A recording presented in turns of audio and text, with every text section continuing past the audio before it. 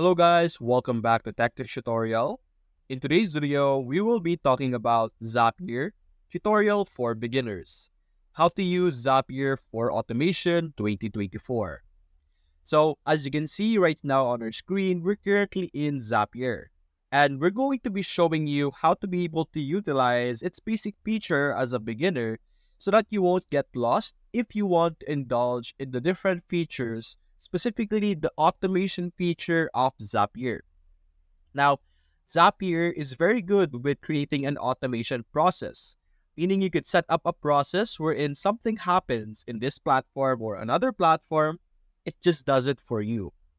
To give you an example, let's say you receive an email from a certain someone and you want that email to be written into a Google Docs right away without you having to manually place it inside of the Google Docs. So that's something that you will be able to do in Zapier. Let's explore Zapier over here. Let's see its different features first. Now, in Zapier, you will be able to create Zap or automated workflows. It is called the Zap because, like the name suggests, Zapier, and Zap meaning you will be able to instantly be able to do a process. Now, you could do something from scratch where you build specific platforms, you connect specific platforms, you could specify different processes. There's also a table over here or automated data, wherein you will be able to automate the populating of the table that you have in Excel and something like that. Then you have your interface, chatbot as well, and Canvas over here. As you can see right now, I already have tried a few Zapier automation over here. And there are popular templates or like there are existing templates, meaning if you're trying to build an automation, I would suggest that you first check out the templates to save you time and effort. Because let's say you're trying to make an automation and it already existed in the templates over here. It's better to use the templates because it is already more optimized and all the processes has been figured out. And all you need to do is to apply, utilize, and log in your different accounts. For example, over here, popular marketing campaigns app template where you send new YouTube videos in Discord channel messages or share your new Instagram post, your Facebook pages, stuff like that. It has different categories over here, different use cases. Let's say data management over here. Let's view the data management related. As you can see, for example, save new Gmail emails matching certain traits to a Google spreadsheet. There's also send emails via Gmail when Google Sheet rows are updated, stuff like that. Those are the available different templates that you could take advantage of and use, and it will significantly help you minimize time and effort that you're doing in manually doing this type of things. And going back to our home over here, let's actually show you the Zap from scratch because that's the main thing. Click on Zap over here. This is the manual building. And as you can see here, I'm going to ignore the Copilot or the AI for now. I'm going to show you that later on in the video. But let's first look at this over here. This is the manual building. There are two things. There are two main things. You have the trigger and then the action.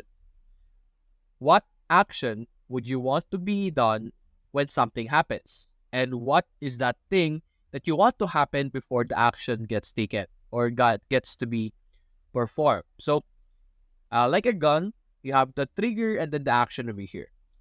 So, in the trigger, you could set up here what you want to happen first. There's multiple platforms that are able to connect with Zapier, and you could simply search them. We could actually browse all of them if you want, as you can see here. We could view all the different platforms that it's already able to connect to. As you can see, there's almost 7,000 or more than 7,000 apps and tools that we will actually be able to integrate. But here are some top apps over here. You have the Google Calendar, Google Docs, Gmail, Sheets, Slack, Mailchimp, Notion, and many more. And then you have some popular built-in tools over here that is available in Zapier that you could take advantage of. So let's say I have a Gmail. Over here, we could select Gmail as our main platform. Now we could select the trigger. There are multiple trigger events over here. The most basic one is when you receive a new attachment, as you can see. So if the email that you have received has a file or a folder or a document attached to that, you could select that, as you can see. And you could connect, or what you're going to do next is that you're going to connect your email into that specific app. You have to have an account for that specific app.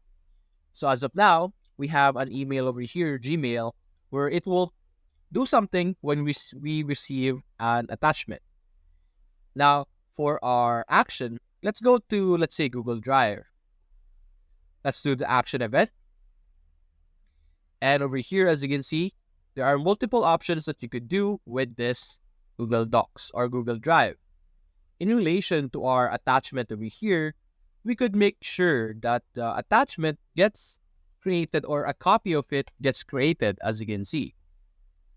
So what is going to happen over here with our basic automation is that when we receive a Gmail or an email from Gmail that has an attachment, whether it's a document, a PDF, a video, a file, it will automatically copy a version for us in Google Drive. So in case we need a backup, this is something we could do. We could even add more steps, by the way, if you prefer, where as you can see, you could add as many steps as you want. Then we could have an option over here, as you can see. Then we could add a step at the middle, as you can see. And then we could rearrange the steps if you prefer. You could make this, or if you want the Google Drive action to occur first, we could actually try to rearrange it. Well, supposedly it will be able to rearrange. And if you want to remove a specific part, you can click on delete. There we go. And we could also delete this one over here. If you want to have a new trigger, you should create a new Zapier over here. Okay, so let's go back to our home over here. Let's try making one for or using the AI actually over here. So let's say whenever I receive a message or email in Gmail, it will create a copy of the information into Google Docs. Something like that. Then click on enter. And then the tool will utilize AI to help create our Zapier over here. And as you can see, we have our backup Gmail messages to Google Docs. Step one is it will search new email matching search, as you can see, and then it will create a document from the template. So we could try it. Click on try it. You will be redirected once again. And over here, as you can see. So new email matching search and then create document from template. So that's basically it. If you enjoyed this video, leave a like and subscribe. Thanks for watching.